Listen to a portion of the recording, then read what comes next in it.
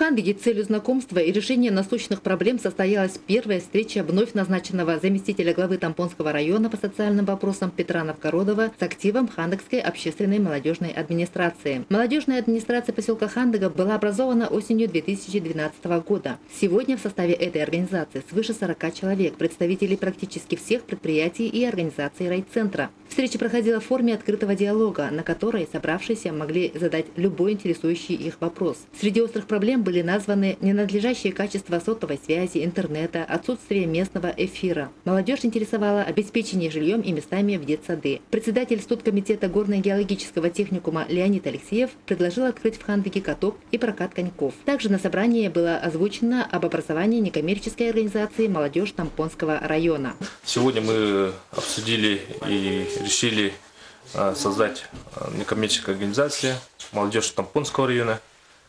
Будем работать как юридическое лицо. У нас впереди предстоят большие планы по развитию молодежной организации.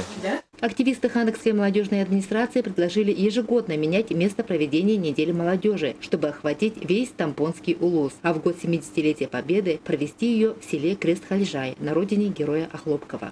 Думаю, молодежь сегодня получил хороший настрой на работу.